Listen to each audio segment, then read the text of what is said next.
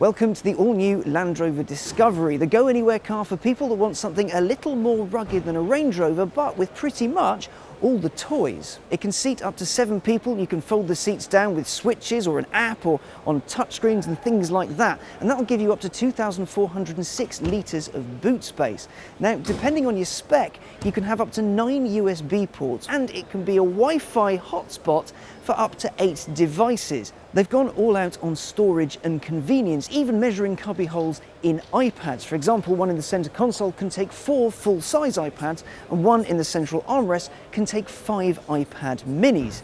Now, there's loads more to talk about on the new Discovery, but before we get to that, here's a history lesson. So what is the Land Rover Discovery and why is it such an important car? Well, the Disco first came out in the late 80s as a more utilitarian alternative to the Range Rover. Based on the posh car's chassis but with a more workmanlike interior, it offered the Range Rover's go-anywhere ability with a few creature comforts.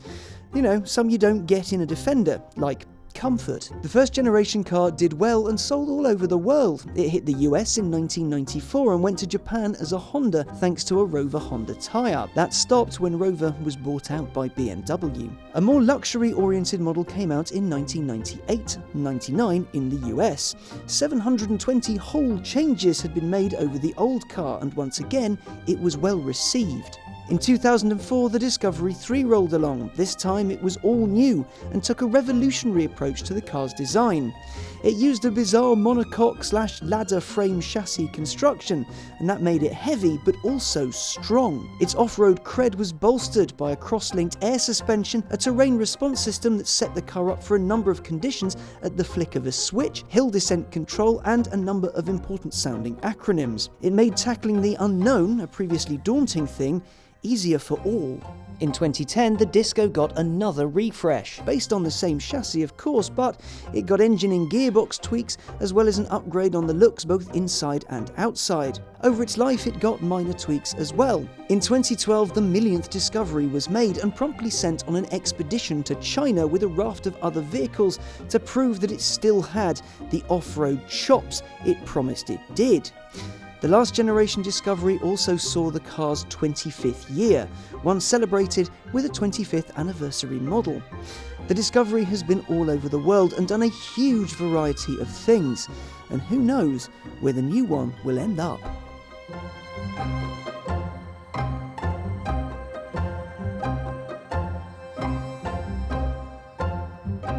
Now, this being a Land Rover, it's all about going off-road. As such, it's fitted with terrain response too, which means at the flick of a switch, the car will change its oily bits to suit whatever terrain it's on.